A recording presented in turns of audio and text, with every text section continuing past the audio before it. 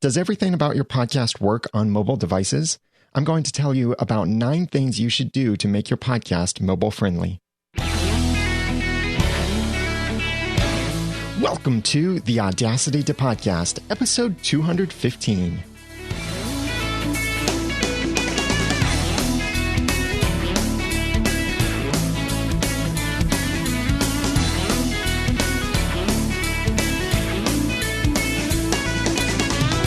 Thank you for joining me for the Audacity to Podcast. I'm Daniel J. Lewis, and this is the award-winning how-to podcast about podcasting. It's where I give you the guts and teach you the tools to launch or improve your own podcast for sharing your passions and finding success.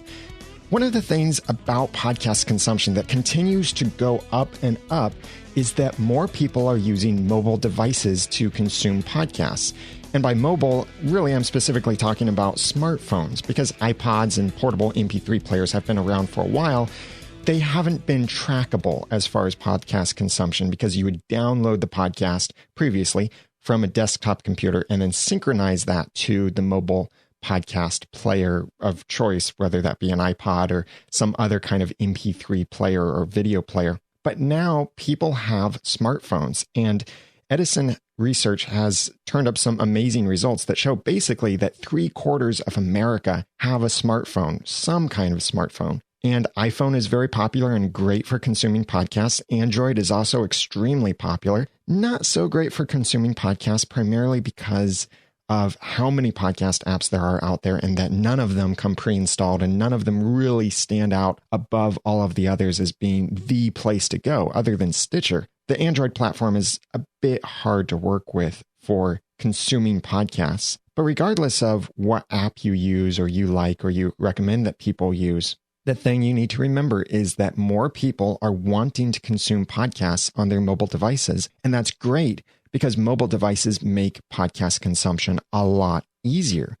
You have a smartphone with you. You take it with you almost wherever you go. You can plug it into your car, your headphones, plug it into your home speakers, things like that, that make it easy for you to continue listening to the same content or watching the same content almost no matter where you are. Podcast apps on mobile devices make it easy to subscribe to podcasts and automatically download every episode of that podcast. And then, of course, to watch or listen to that podcast from anywhere. So mobile is huge for podcasting. And we need to make sure that our podcasts are being mobile friendly. And there are many different ways to do this. And I'm going to tell you about 9 things that you should do to make your podcast mobile friendly. Number 1, use a mobile theme or responsive website design. Having your site simply work on a mobile device isn't good enough. Your website needs to be optimized for those small touchscreen devices. And now there are many different sizes of screens: old iPhones, new iPhones, Android devices, tablets, big tablets, little tablets. Some computers now are implementing touchscreen technologies. So your website needs to work on all of these different devices and be optimized for all of these. What I mean by optimized is that what is an easy link to click on with a mouse may not be very easy to tap on with a fat finger. And that's how many people will use their mobile devices, is either using their index finger or maybe even using their thumb. So regardless of how big their finger is or their thumb is, then they're working with something that's much bigger and much less precise than a mouse cursor. So if you have a lot of links very close together, it's going to be very difficult for them to tap on specifically one link. The easiest way to make your website mobile friendly if you're working with WordPress is to use a WordPress plugin like WP Touch. This creates a completely differently designed version of your website for mobile devices. It detects that a mobile device is visiting your site and then displays a particular kind of view for that. You can get a premium version of WP Touch and plugins that are very similar to this that give you a bit more control over the branding, the colors, maybe some of the images and such. This is the easiest way to do it. Not the best, but it may be the easiest if you've currently got a website that is not based on responsive web design.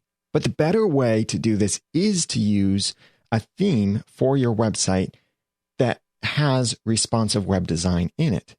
Responsive web design is where the website responds with its layout to the size of the browser. This can happen on a desktop computer where you resize the browser. It could be full screen. It could be really narrow, very tall, very short, any different size there. And that lets you see how the layout changes. But this can also apply to mobile devices where it might be a big screen, a small screen. Someone might be viewing your website in landscape orientation or in portrait orientation. So they might see a very tall display or they might see a very wide display. This kind of thing is great and the direction that we should be going with our websites, because then it doesn't matter what kind of device someone is using. They're getting an optimized experience based on how much of the page they can view at a single time. This kind of design, responsive web design, that is, can then resize elements for people, like making links or buttons bigger, more easily tappable with a finger. It can hide certain things that aren't important to show on mobile platforms and simplify it for mobile users. Or it can adjust the layouts. Like if you have a multiple column website, which most of us with WordPress websites do have multiple columns. We have the content column and then the sidebar that contains whatever you put in there. A responsive website design will most likely move that sidebar to under the content. So that way people can read the content very easily and not have to just read one word per line and do a lot of scrolling on their device, but they can read it comfortably. And then all of that other information from your sidebar is below that. For WordPress themes that make your website responsive and mobile friendly, right now, I now recommend 3 different providers. StudioPress, they make the Genesis framework and a bunch of other child themes where you purchase a theme or you can purchase everything that they offer. And that then gives you a bunch of really well-designed themes for WordPress. And many of them are quite flexible as well. I really like building on top of the Genesis framework. It's very clean, structured well, and extensible for me as a web developer and web designer. You could also look at Appendipity. Appendipity builds on top of the Genesis framework. So you need to buy Genesis framework, which costs $60, and it comes with any theme that you buy from StudioPress. And then Appendipity is what's called a child theme. So you have to have Genesis framework on your site, not necessarily activated, but then you upload your Appendipity child theme, you activate it, it looks for Genesis, and it builds on top of the Genesis framework. The Appendipity themes are really nicely designed, and they are doing a great job over there of designing these themes for podcasters, video and audio podcasters. And they integrate really well now with the PowerPress player as well as with SoundCloud, even if you want to work with that. And now the simple podcast press player. So these are both basically StudioPress based options, and they do work really well. Another option that I've been playing with and have been quite impressed with their themes and their plugins is Elegant Themes. They make some really elegant themes. Who would have guessed? And they are often mobile friendly as well and responsive, so that you get something that works great for your mobile users. I have links to all of these options in the show notes for this episode at theaudacitypodcast.com/mobile friendly. Not only do these kinds of optimizations improve the experience for your mobile users, but now, as of March 2015, Google also takes this into consideration for your search engine ranking. The way this works is that if someone searches on a mobile device in Google, they might see different results from someone who searches on a desktop device. And that's because Google is starting to prioritize mobile-friendly websites. If your website isn't mobile-friendly or mobile optimized, really, then it's not going to show up very high in those searches from mobile devices. And that makes total sense. Who wants to search Google for a resource? They tap on it on their mobile device, and then they come to a website that does not work well on their mobile device. Google is becoming increasingly human. So this is actually something I'm going to go and update my SEO for Podcasters course to talk more about making your website mobile friendly. And if you've purchased SEO for Podcasters, you will get that extra content for free because you've already purchased it. Or you can go right now and purchase it at theaudacitypodcast.com/SEO, or I have the link to that in the show notes for this episode. So having your website mobile friendly is a very important part of the overall experience of your podcast. That's number one. Use a mobile theme or responsive web design. Number two, embed modern media players. Most mobile web browsers are usually appropriately handling direct download links to MP3 files and video files and such. And what they'll often do is they won't actually download the file, even if you set that file up or that link up to be a download through HTML5, through header information of where that file is hosted, anything like that. But most of the time, the mobile web browser will play that media file in a new tab or a new window of that browser. That's the direct download. Yes, it works on mobile as long as you're using one of those highly supported media formats like MP3 for audio or MP4 encoded with H.264 for video. But this isn't an optimized experience for mobile users. Instead, I recommend that you use a modern media player that incorporates technologies like JavaScript, HTML5, and a list of fallback options for the greatest compatibility on all devices. What this will then do is put the player on your web page for that particular episode or on your main website's homepage, and then all people have to do is visit your website and click play. I'm a big proponent of that. It needs to be that simple for your audience. Visit website, no matter what device they have, and click play. And that's how they can consume your podcast. I recommend using PowerPress's built-in player, specifically the MediaElement.js player. This has a bunch of fallbacks. It looks pretty good. You can style it to look even better with some CSS custom coding on your site or your theme. And if you use Appendipity themes, it's already pre-programmed to really nicely style the PowerPress player. So that's another reason to consider the Appendipity themes. So PowerPress provides that great player that is mobile friendly and optimized for mobile devices. Also look at Simple Podcast Press that provides a really attractive player that can work then on almost any WordPress website, and it also does integrate really nicely with Appendipity themes, but it works really well on other themes too, and it provides some nice buttons that encourage people to subscribe to your podcast or follow you, share the content underneath the player. It's a great podcast player, and it now also supports the ability to use time codes, so that if someone clicks on a time code on your webpage, it jumps the podcast player to that specific location. Another great player to use is Pat Flynn's Smart Podcast Player. And both Simple Podcast Press and Pat Flynn's Smart Podcast Player are premium WordPress plugins. And I have links to these in the show notes, and they are my affiliate links. And if you want to get Pat Flynn's Smart Podcast Player, then use my promo code NOODLE, and that will save you some money off the annual renewal fee. So it's a great way to check it out. And I really like what Pat has done with the Smart Podcast Player. It's really attractive. It works really well on mobile. And depending on which part of it that you're using on your site, that is, it can be a great way to get people into your content and make it easy for them to consume, especially on mobile devices. So these players then keep the podcast media on the page someone is currently browsing. So if they tap on play, they're not taken to a new tab or a new window to play that media file or a multimedia player app outside of their browser. They can consume the content while they are still on that web page. That makes it really easy for them then to start scrolling down, look at your show notes, follow along with your show notes, and whatever. So this is number 2, embed modern media players. And if you want the links to those different media players that I mentioned, look in the show notes for this episode number 215 at theaudacitytopodcast.com/mobile friendly. Number 3, keep the files small. Mobile devices have certain restrictions, and specifically 3 restrictions that I think you should remember when you're encoding your media files for your podcast, whether it be audio or video. And these restrictions often don't apply to desktop computers. Sometimes they do, especially in other countries outside of the US. But keep these things in mind: storage, bandwidth, and internet speed. For storage, most mobile devices have anywhere from 8 gigabytes of built-in storage to 128 gigabytes of built-in storage. And that will be always increasing over time.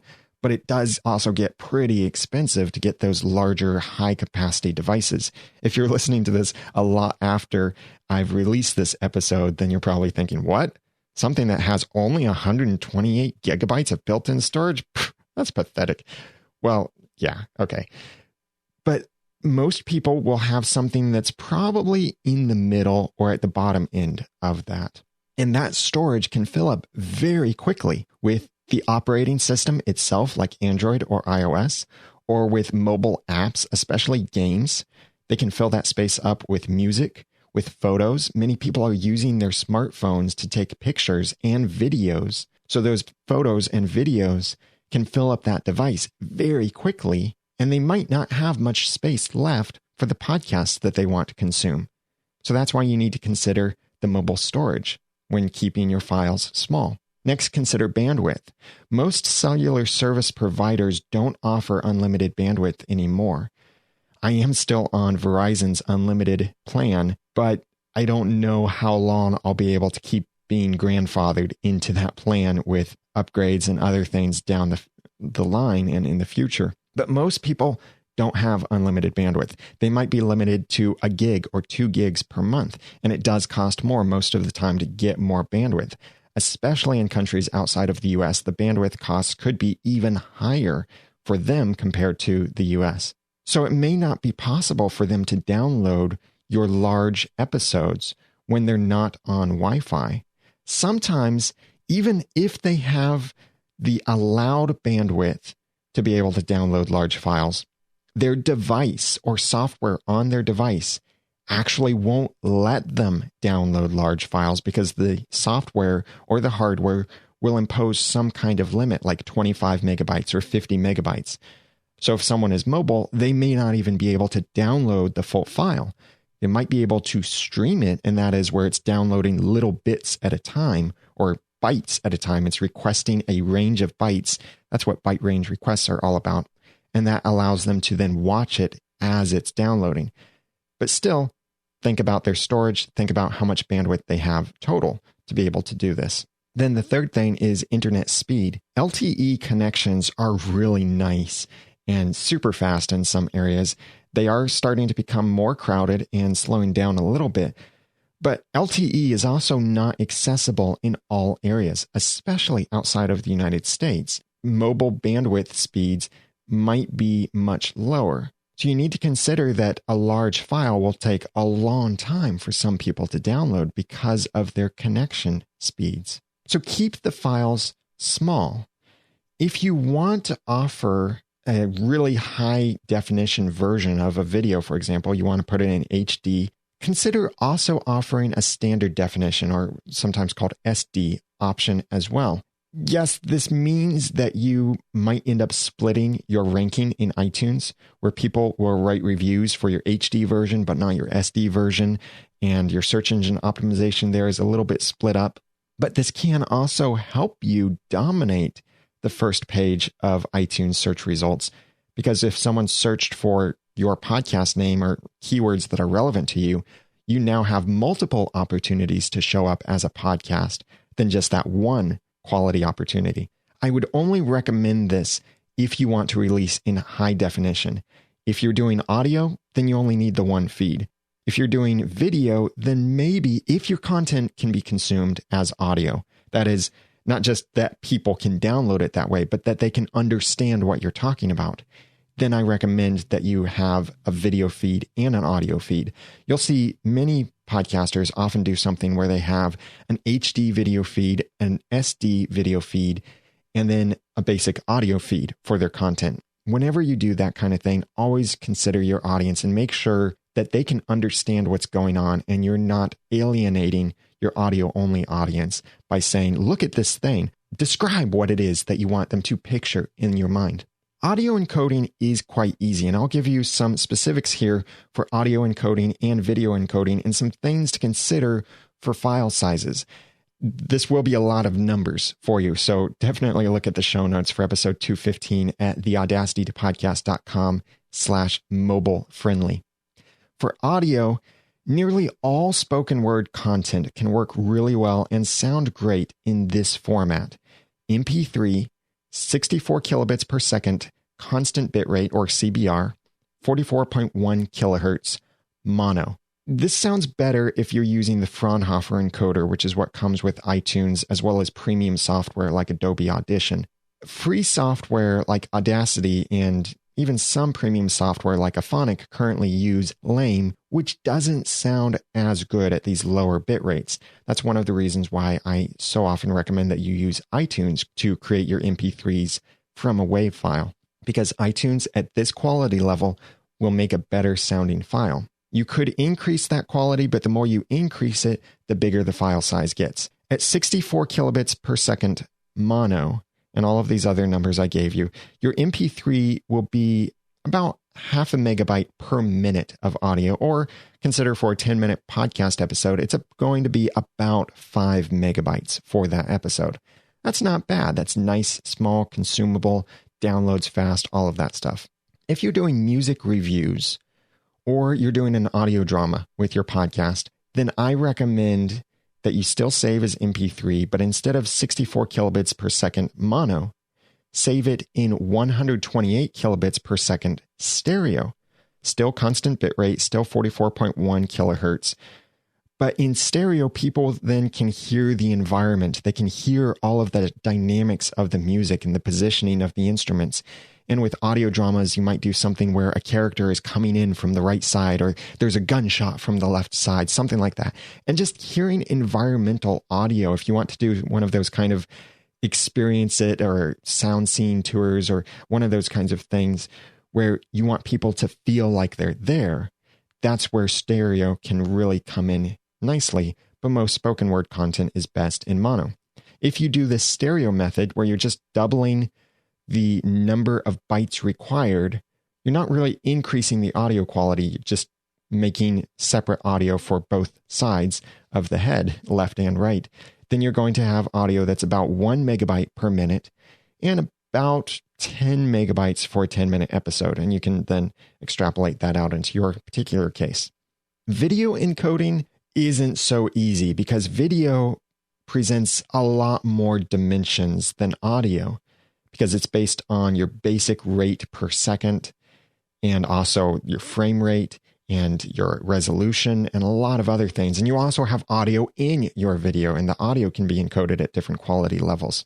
Because of all of these different dimensions, one thing to consider is that your frame rate, that is your frames per second, abbreviated as FPS, doesn't change your file size, because most video encoding is set on a per second basis.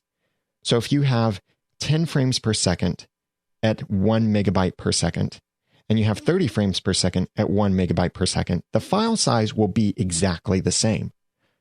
But the video quality will be very different, because whatever that bit rate is, it's being split up by the number of frames per second. So 1 megabyte per second split up 24 ways gives you a nicer quality than 1 megabyte per second split up 30 different ways or 60 different ways for 60 frames per second video. This is one reason that I release my videos in 24 frames per second, because then I can lower the audio quality a little bit below what a 30 frames per second video would be, but you don't notice the difference. And 24 FPS still looks really good, and people are really used to that. And it's very manageable and all of that stuff. But video is also not cheap to host, because video makes really big files.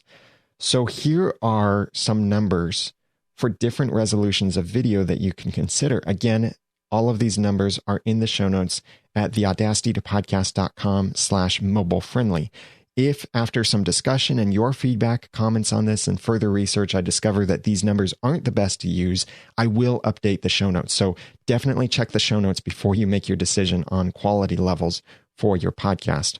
If you want to release your video in standard definition, well, for all of these formats, make it MP4. So your file would actually be .mp4 or maybe .m4v, but it's basically an MP4 file encoded with H.264. Your resolution for standard definition would be 640 by 360 pixels. At that frame size, 0.6 megabits per second, or basically 600 kilobytes per second, variable bit rate as the target is best, 24 frames per second. And at that quality level, it will look good, and the sound can then be either 64 kilobits per second mono or 128 kilobits per second stereo, depending on what you need, and probably 44.1 hertz, but you could also do 48 hertz. The higher you go on any of these settings, the bigger the files will be. If you apply these settings, and my recommendations being the lower of the numbers, like 24 frames per second, 64 kbps mono, and 44.1 kilohertz, then your files will end up being about 36 megabytes per minute. Or for a 10-minute podcast episode, 360 megabytes. You can see that's quickly getting very big. That could be bigger than your Libsyn or Blueberry hosting account. And you can see why video podcasting can get really expensive, because you need a lot of hosting for this. And that's just standard definition, 640 by 360. That's about the resolution of a DVD movie that you would watch. So it's still consumable, but if you have text that's really small, like you're doing screencasting, then that might not be a good enough resolution. If you want to step it up into high definition and look at 720p high definition, again, MP4 as H.264 format, your resolution will be 1280 by 720 pixels. Your encoding target VBR rate, variable bit rate, will be about 2.4 megabytes per second. Again, 24 or 30 frames per second. This time, though, for high definition, I recommend that you increase the audio quality to 256 kilobytes per second stereo in either 44.1 or 48 kilohertz. If you have the setting on your encoding and video production app to just choose 720p for Apple devices, pick that. And that will most likely set all of these things appropriately for you. But at this resolution, you'll be looking at your video being about 150 megabytes per minute. And if you want to do a 10-minute podcast, it could be 1.5 gigabytes. Now, the cool thing with variable bitrate that we would be doing with video is that if not much is changing in the video, for example, if you stay completely still, your background is completely still, and all that's moving are your eyes and your mouth or the area around your mouth as you're speaking, then there won't be as much that it needs to encode, because it can decide that this particular pixel doesn't really change much over time, so it can encode that at a lower quality and not lose really any visual quality to it. So when I tell you 150 megabytes per minute, you could have video that's completely different. If you have a lot of solid colors, like you're doing screencasting, and there's very little smooth motion to it, then your videos could be much smaller than this. I ran into this with my SEO for Podcasters course. Many of the sessions are an hour long, and some of the sessions were 9 gigabytes. Some of them were 1 gigabyte. And at first, I thought it was an encoding problem, that something wasn't set right. And I realized it was because of how much motion was in the video. That highly influences this when you're working with variable bitrate, which is good to do for video. So that's at 720p. For 1080p, is your brain exploding yet? I recommend, again, the same video format, but the resolution for 1080p will be 1920 by 1080 pixels. That's pretty big, and because of that, your encoding rate needs to go up to then at least 5 megabytes per second variable bit rate. Again, make the decision between 24 or 30 frames per second and 44.1 or 48 kilohertz audio, and the audio bit rate would be 256 kilobits per second stereo. At that size, you're looking at, again, keep those things in mind about how much motion there is and how complex the scene is and how much that needs to be encoded. But you'd be looking at probably an average of 300 megabytes per minute or 3 gigabytes for a 10-minute video. This is getting big and expensive. So keep these things in mind if you're thinking of doing video. That's one reason why short video is really good to do, because you don't need as much space then. So all of this is to give you some idea of how you should encode your files to keep them small. The smaller you make your files, the less the quality will be.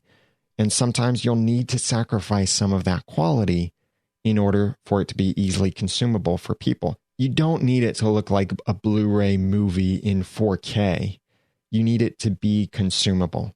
1080p is fancy, sure, but does your video actually need to be in 1080p? Probably not. You could upload it to YouTube for high definition or Vimeo or something else like that, where you're not paying for the bandwidth necessarily. And then your podcast version be standard definition, like 640 by 360. That's the way I'm doing it with my podcast, my video version, where I do separate video podcasting tips at theaudacitytopodcast.com/YouTube or /iTunes video.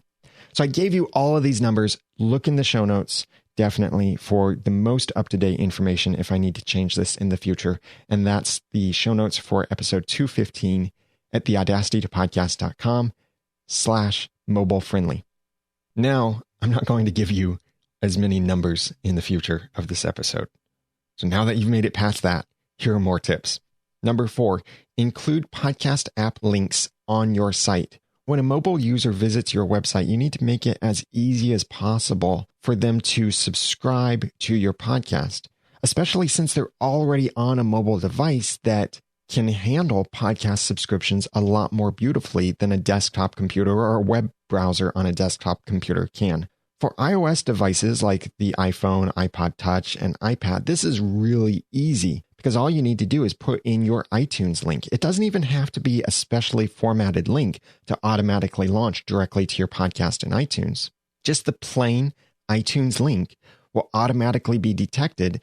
And if the person is using the podcast app on their phone, or especially if they have iOS 8 or later, which has the podcast app pre-installed, and you can't remove it from the phone or iOS device, then the phone or device will automatically recognize the iTunes link and open it in the podcast app.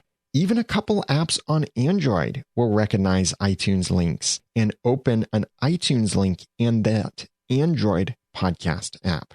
But on the Android side, it is a much harder platform because there's no official podcast app, no official podcast directory. There are a lot of podcast apps out there, a lot of great ones, a lot of not so great ones. It's all over the place on the Android side. And you can go to podcastplaces.com to see a lot of different podcast apps on Android, how to get in those apps and such.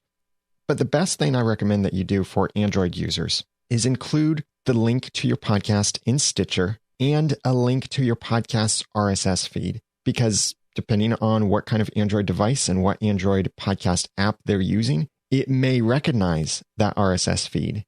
And if they have Stitcher installed, it will recognize the Stitcher URL. This also helps your podcast to be more visible to the Microsoft Podcast app on Windows Phone, having your RSS feed linked from your website. You can also have a Bing Webmaster account and submit your RSS feed specifically into there. And you can also add a tag to your RSS feed. But if you do submit your feed through the Bing Webmaster tools, then you don't have to worry about having that tag in your RSS feed, or at least as far as I can tell from the information that Microsoft has released. PowerPress 6.0 and later now allow you to create some of these subscription buttons very easily on your site. They'll link to iTunes. They can link to different Android podcast apps, and it can also link to your podcast RSS feed.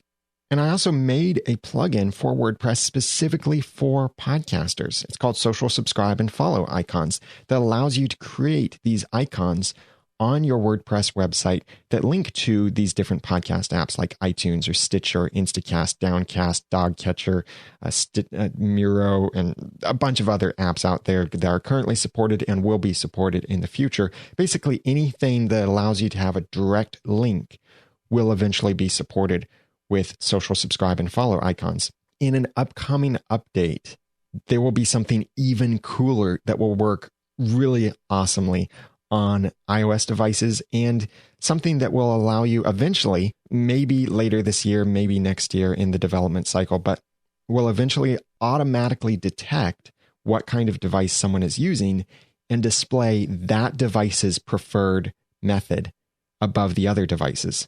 So if someone is on an Android device, it might recommend the RSS feed instead of the iTunes link. Or if someone is on an iOS device, it's obviously going to recommend the iTunes link. That kind of thing that will automatically detect it and display it for your audience.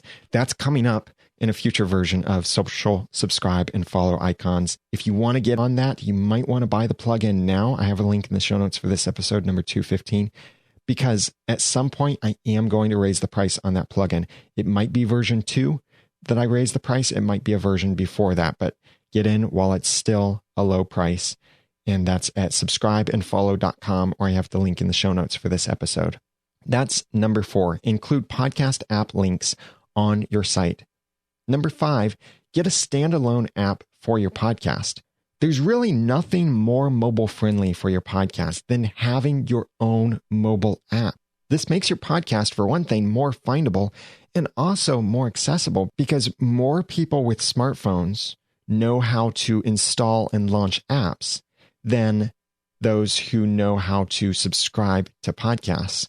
So having your own standalone app for your podcast makes it a lot easier for people to get your podcast by just installing an app. Currently, the 2 best places to get a standalone podcast app are, I think, Libsyn and Spreaker.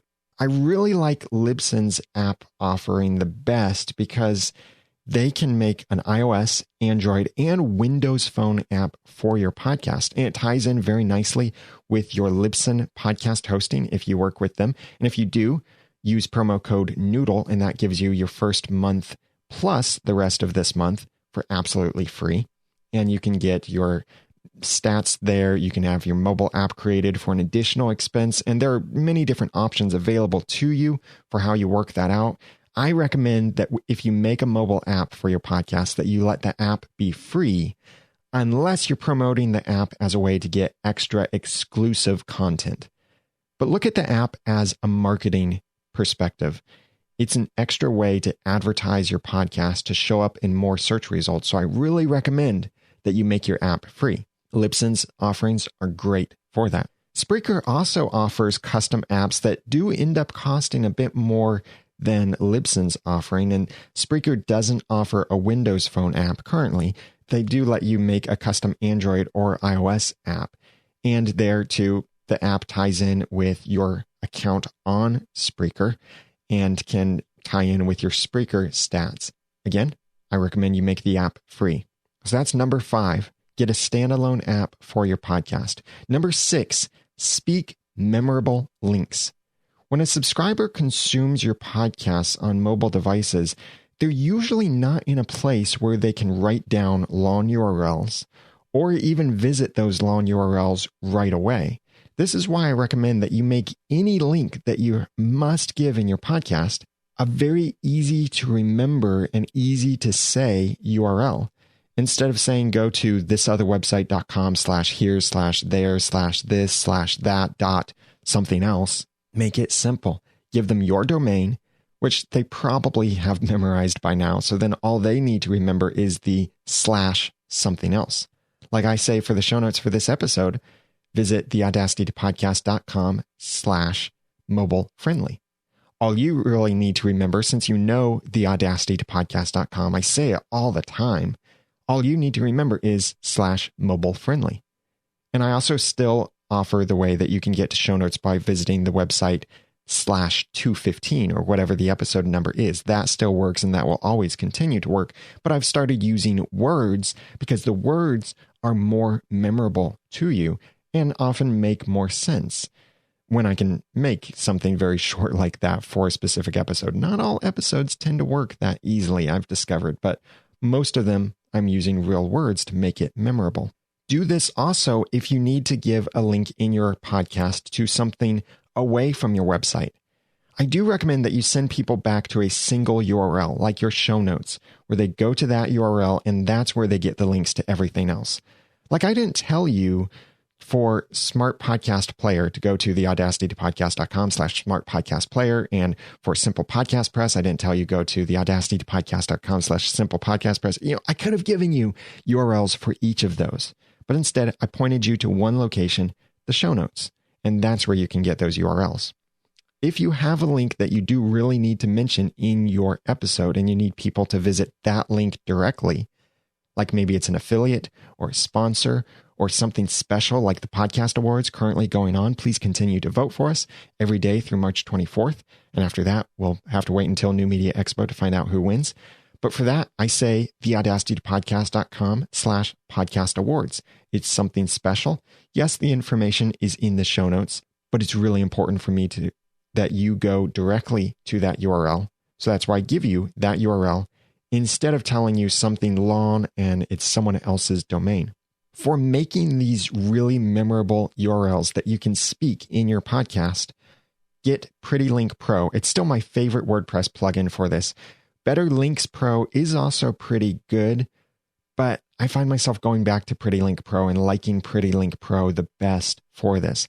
Yes, I do have affiliate links for these if you go to the show notes for this episode, number 215, at theaudacitypodcast.com/mobile friendly. That's number 6, speak memorable links. Number 7, include show notes in your RSS feed. This may seem obvious, but it may not seem obvious.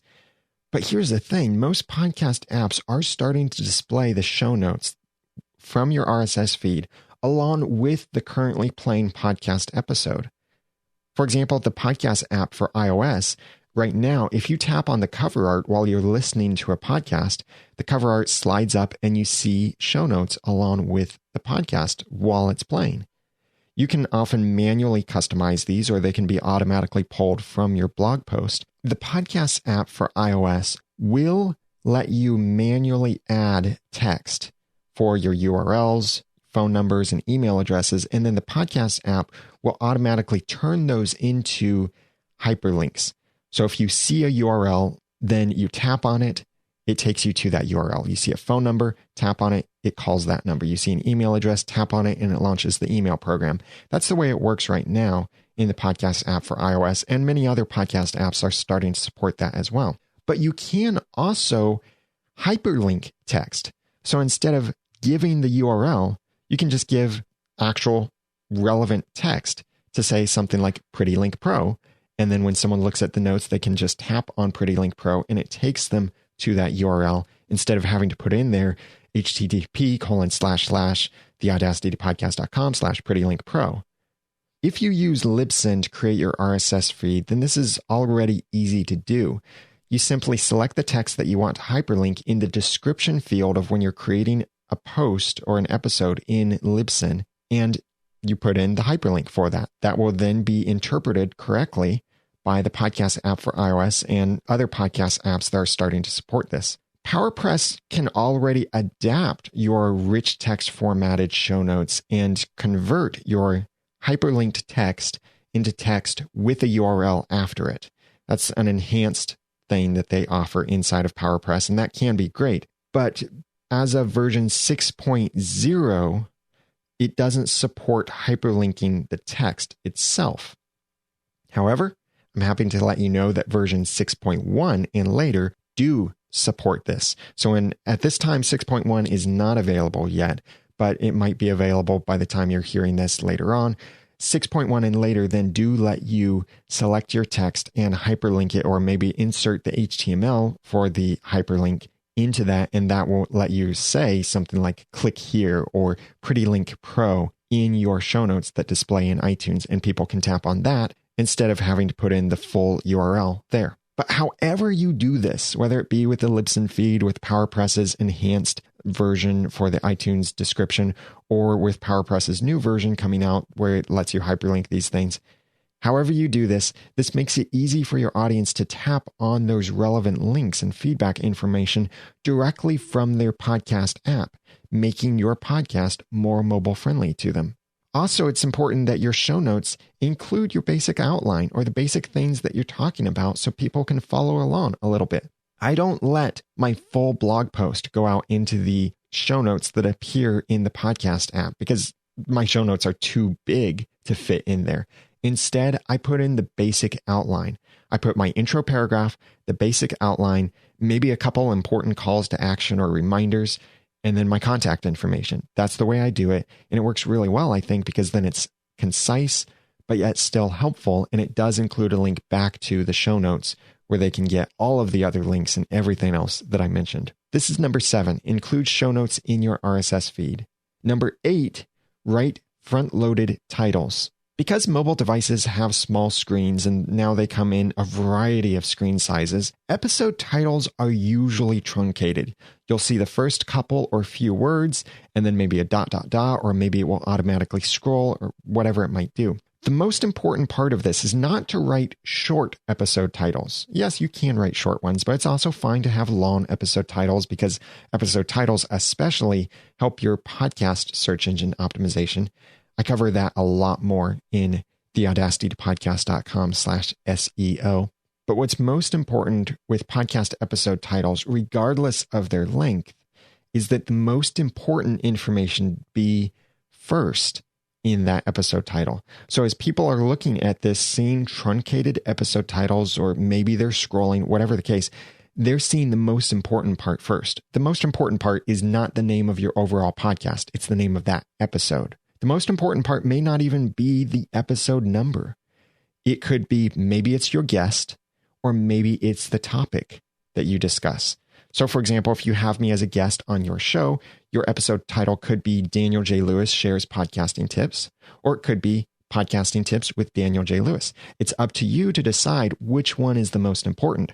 I would say Podcasting Tips is more important than my name, because people probably won't be looking through your list of episodes and see, Daniel J. Lewis was on the podcast. Oh, I got to listen to that episode.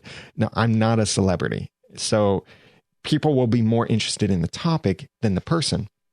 But if you do get to interview a celebrity, put their name first. Barack Obama talks about podcasting. That's a lot nicer because there you see a famous person listed first and then the topic afterward. So the fame of that person attracts people. In either case, this really helps with your search engine optimization because if someone types in these important keywords, then they'll more likely see those keywords in the search results because they'll see that they are in the front of your title instead of somewhere at the end where they don't see that part of the title. So this is number 8, write front-loaded titles. And then number 9, standardize your volume levels. Podcast consumption, especially with mobile devices, happens in a variety of environments, maybe quiet, maybe noisy, maybe distracting, and many other circumstances here. I did an episode all about the different environments that people will consume your podcast and different ways they consume it. I have a link to that in the show notes for this episode, number 215, at theaudacitytopodcast.com/mobile friendly. One of the best ways that you can make your podcast audio more consumable, even if you're publishing in video, because audio is still more important than the video quality, is to reach standard volume levels. So if someone is listening to your episode 1 and then they go to episode 2, they don't have to adjust your volume knob.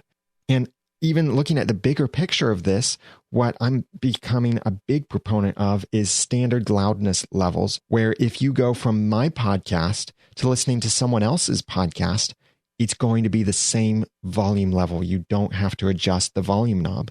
And also, while you're listening to the podcast, you don't have to adjust the volume knob for when the guest speaks or when the host speaks and you're going up and down, up and down. I think the podcast consumer should never have to touch their volume knob unless their environment requires them to, because they are in an environment that suddenly gets louder or quieter. That's when they should adjust their volume, not because of what you are doing in the podcast. The way that we now measure this, that is a standard style of measuring this, is LUFS. That's LUFS. This stands for loudness units relative to full scale. The ideal target, and you don't have to understand everything about what that is, but it's all about measuring the perceived loudness.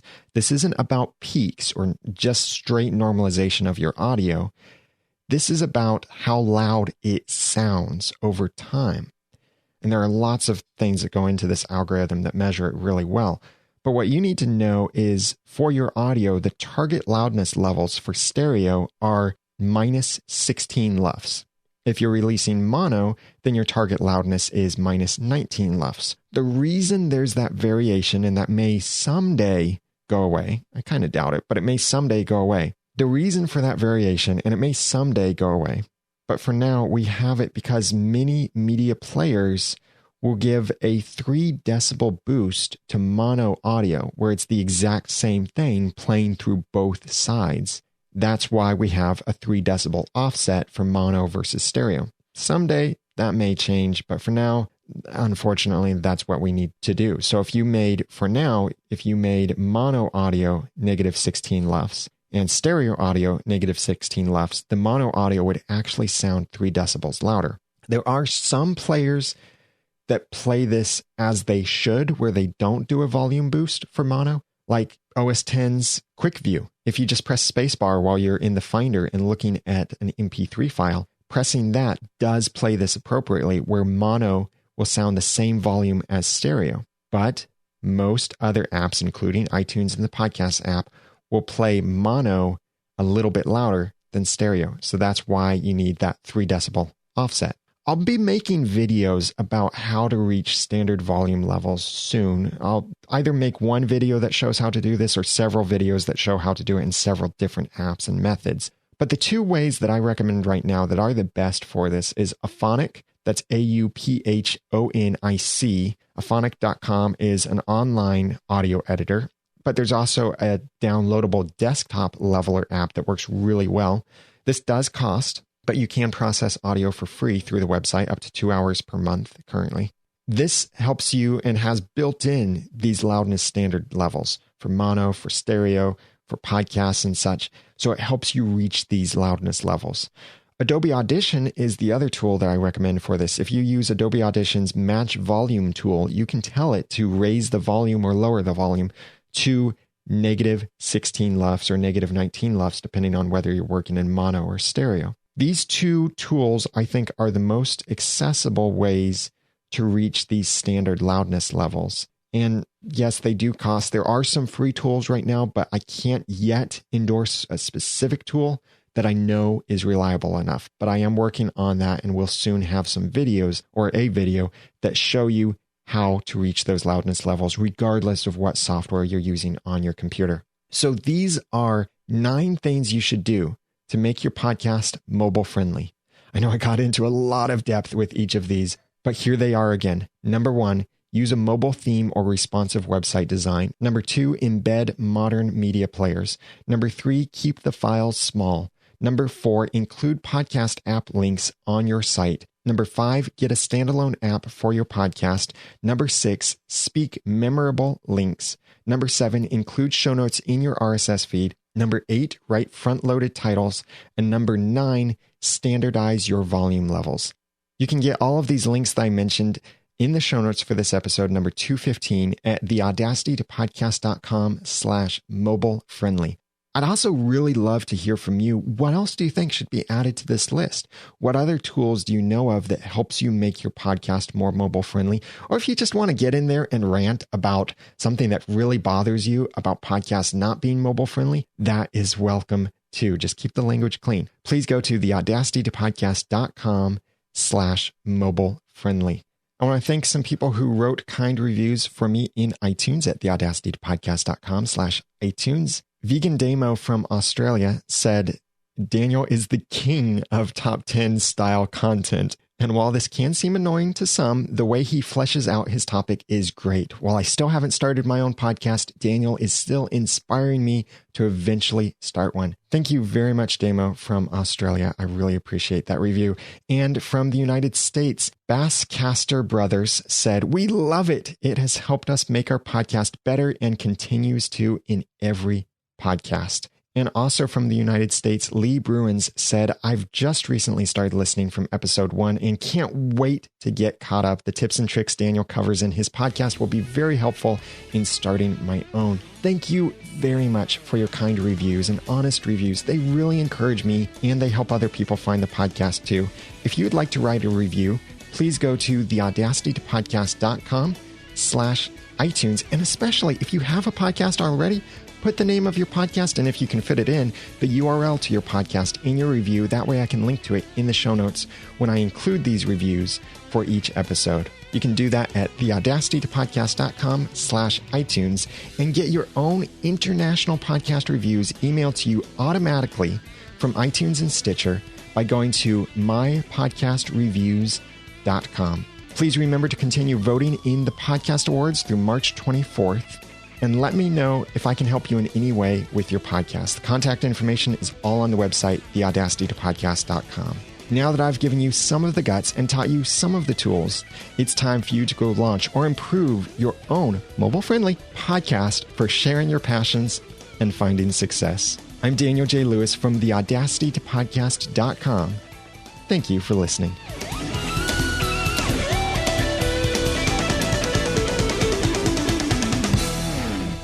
The Audacity to Podcast is a proud member of Noodle Mix Network. Find more of our